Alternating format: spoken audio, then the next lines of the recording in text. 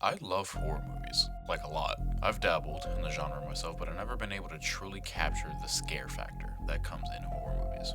One of the most famous examples of the scare factor in a horror movie is The Thing. Throughout the movie, we don't truly get a good depiction of how the alien that has invaded the camp looks, but that's what keeps you on your toes. The thought in the back of your mind while watching the film of what this thing, this monster, could possibly even look like, let alone who in your group could be one of them, until it finally reveals itself. Another good horror movie is one that messes with your mind, one that makes you think of irrational possibilities of how the story could go. We've all had that thought of something being in our house without us knowing, and if there were to be, what would you do? Movies that can capture that feeling in their film, you know it's gonna be good. A really good movie that messes with your mind is Hereditary. If you haven't watched it yet, it just got put on Netflix, so watch it, then come back to this video. Hereditary is not just a horror film. It is an emotionally devastating descent into madness and trauma, all wrapped in supernatural dread. At its core, Hereditary explores how grief and unresolved trauma can ripple through a family. The loss of Charlie serves as the event that fractures the Graham family, each member processing her loss in deeply personal and flawed ways, creating a breeding ground for resentment, guilt, and despair. Peter emotionally shutting down and avoiding his family,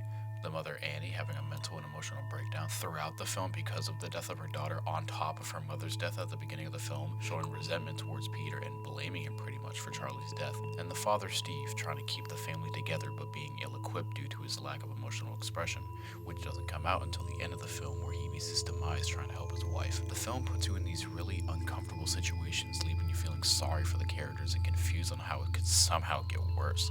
Notice how I haven't talked about the demonic elements yet? That's because the horror isn't just in the supernatural elements. I think the horror is in the raw emotional pain and the family's unraveling. Hereditary doesn't rely on cheap jump scares, instead it builds an atmosphere of unease that crescendos into pure terror, making you at ease throughout the entire film.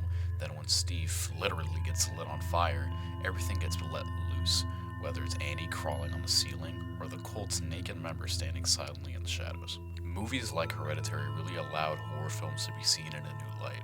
One of the reasons people enjoyed Hereditary so much was because of how unique it was in the genre it was based in and how it was able to stand out in the library of great horror movies, becoming one of the best horror movies in a lot of people's eyes. I hope that movies like Hereditary can inspire other filmmakers to really branch out and try new things with the horror genre, building scenarios that we really have never seen before. Hopefully one of those filmmakers being myself one day. So I guess in short, I really love horror films. Like a lot.